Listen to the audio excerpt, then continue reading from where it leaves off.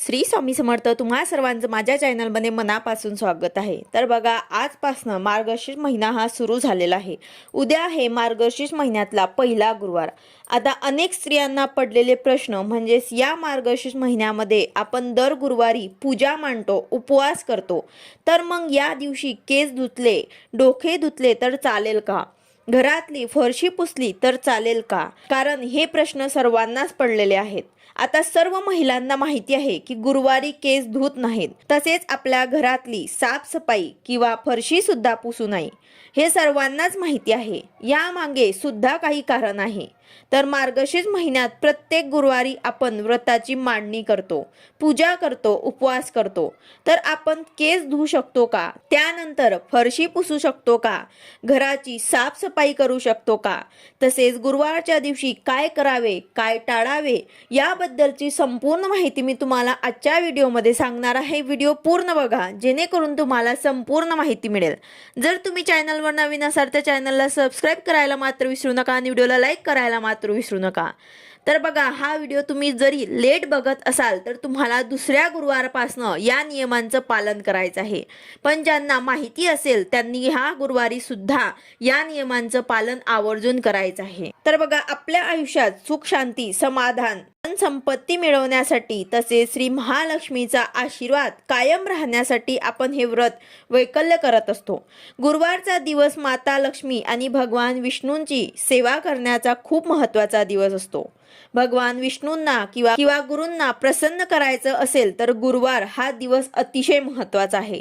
तर बघा उद्या सर्वांनी गुरुवारचं व्रत आवर्जून करायचं आहे, व्रताची मांडणी करायची आहे। साध्या सोप्या पद्धतीने आपल्याला जशी जमेल तशी आपल्याला व्रताची मांडणी करायची आहे, त्याचसोबत सेवा सुद्धा करायची आहे।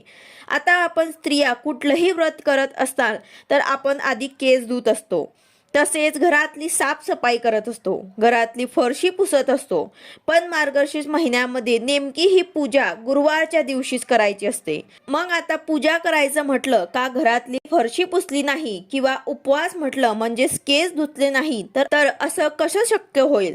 पण विवाहित स्त्रिया गुरुवारच्या दिवशी केस धुवत नाही, त्यामागेही काही कारण आहे। तर आपला गुरुग्रह मजबूत राहावा यासाठी आपण या नियमांचं पालन करत असतो। कारण आपण जर ग्रह राहू केतू बघितले तर गुरुवारच्या दिवशी केस धुवू नयेत। त्याचं कारण की आपला गुरु कमजोर होतो आणि आपला गुरु मजबूत राहावा, कमजोर होऊ नये यासाठी आपण पूर्णपणे काळजी घ्यायची असते। कारण ते आपल्या पतीसाठी आणि आपल्या मुलांसाठी चांगला नसतो। त्यामुळे आपण गुरुवारच्या दिवशी अशी काही कामे करायची नसतात।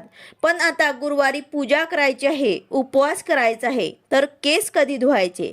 तर आदल्या दिवशीच आपल्याला केस धुवायचे असतात। पण काही कारणांमुळे गुरुवारच्या दिवशी तुम्हाला केस धुवावे लागत असतील, म्हणजेच मासिक पाळीचा 5वा दिवस येत असेल तर मात्र केस धुवावेच लागतील। जर तुमचा पाळीचा 5वा दिवस गुरुवारी येत असेल तर मात्र केस धुण्याशिवाय पर्यायच नाही। तेव्हा मात्र आंघोळीच्या पाण्यामध्ये तुम्हाला थोडीशी हळद टाकायची आहे आणि त्याने तुम्हाला तुमचे केस धुवायचे आहे। पर्याय नसल्यास तुम्ही असे देखील करू शकतात। तसेच गुरुवारच्या दिवशी आपल्या घरातली साफसफाई करणं, जाडे जरमट काढणं किंवा घरातली फरशी पुसणं अशी देखील कामं करायची नसतात। आता पूजा मांडणी करायची आहे तर असं कसं शक्य होईल? तर तुम्ही बुधवारच्या दिवशीच तुम्हाला साफसफाई करून ठेवायची आहे। सर्व घरातली फरशी सुद्धा तुम्हाला बुधवारच्याच दिवशी पुसून ठेवायची आहे, म्हणजेच बुधवारी सर्व घराची स्वच्छता करून घ्यायची आहे। आणि गुरुवारच्या दिवशी पूजा मांडणी करताना ज्या ठिकाणी तुम्ही पूजा मांडताय तिथली जागा थोड्याशा पाण्यामध्ये हळद मिक्स करून त्या हळदीच्या पाण्याने तुम्हाला थोडीशी पूजेपुरती जागा स्वच्छ करायची आहे आणि मग त्या ठिकाणी पूजा मांडणी केली तरी सुद्धा चालेल। त्याचबरोबर घरामध्ये तुम्हाला गोमूत्र शिंपडायचे आहे। आपल्या घराची शुद्धता तुम्हाला करायची आहे, कारण आपण त्याआधी मांसाहार करत असतो, तसेच ब्रह्मचर्याचे आपण पालन करत नसतो, तर त्यासाठी आपल्याला घरामध्ये गोमूत्र शिंपडायचे आहे। आणि हे सर्व नियम जे आहे ते आपल्याला बुधवारपासूनच पाळायचे आहे। म्हणजेच बुधवारी आपण केस धुतल्यानंतर आपल्या घरामध्ये तुम्ही मांसाहार करू नका, तसेच ब्रह्मचर्याचे पालन सुद्धा तुम्हाला करायचे आहे।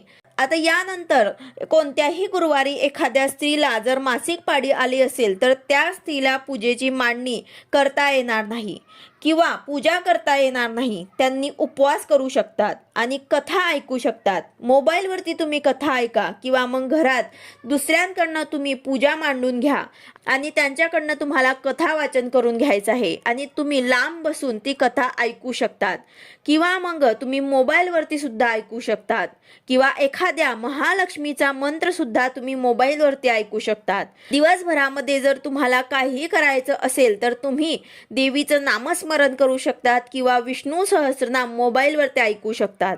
माता लक्ष्मीला सर्वात जास्त काय आवडतं तर लक्ष्मीला सर्वात जास्त विष्णूंची सेवा आवडते. जिथे विष्णूंची सेवा केली जाते तिथे माता लक्ष्मी अखंड वास करते, कायम टिकून राहते. किंवा मग तुम्ही ओम नमो भगवते वासुदेवाय नमः या मंत्राचा, या विष्णूंच्या मंत्राचा सुद्धा तुम्ही जप करू शकतात. आता यानंतर ज्यांना उद्या पहिल्या गुरुवारच्या दिवशी मासिक पाळी असेल तर त्यांनी दुसऱ्यांकडनं पूजा मांडणी करून घ्यायची आहे. आणि जर कोणी दुसरं घरात नसेल तर तुम्ही पूजा मांडणी नाही केली तरी सुद्धा चालेल. फक्त उपवास करायचा आहे आणि कथा ऐकायची आहे आणि देवी लक्ष्मीचं नामस्मरण करायचं आहे. जर आपल्याकडे कोणी वाचणारं असेल, लहान मुलं किंवा मुली असतील तर त्यांच्याकडनं तुम्ही कथा वाचून घ्या आणि तुम्ही श्रवण करा. वाचायला नसेल तर तुम्ही मोबाईलवरती सुद्धा ऐकू शकता. तसेच काही जणांना सुतक असेल उद्या तर त्यांनी सुद्धा पूजा मांडणी करू नका, फक्त कथा ऐकून घ्या किंवा कोणाकडनंही वाचन करून तुम्ही श्रवण करू शकतात. मोबाईलवरती तुम्ही कथा ऐकू शकतात किंवा नामस्मरण करा दिवसभरामध्ये सुद्धा तुम्ही करू शकतात. त्याचबरोबर आता गर्भवती महिलांनी काय करायचं तर गर्भवतींनी सुद्धा आपल्या बाळासाठी ह्या वर्षी जर व्रत नाही केलं तरी सुद्धा चालेल. तुम्ही पुढच्या वर्षापासून महालक्ष्मीचे व्रत करू शकतात. अशा वेळेस तुम्ही देवीचं नामस्मरण करा, कथा ऐका, मोबाईलवरती ऐका किंवा वाचू शकतात. तर अशा प्रकारे तुम्हाला काही गोष्टी ज्या आहेत ते करायच्या आहे आणि काही गोष्टी ज्या आहेत ते टाळायच्या आहे. हे नियम पाळूनच तुम्हाला महालक्ष्मीचं व्रत करायचं आहे. तर अशा प्रकारे तुम्हाला ह्या छोट्या छोट्या गोष्टी ज्या आहेत ते लक्षात ठेवायचं आहे. व्हिडिओ आवडला असेल तर लाईक करा, शेअर करा, सबस्क्राईब करा. भेटूया अशाच नवीन व्हिडिओ सोबत. श्री स्वामी समर्थ.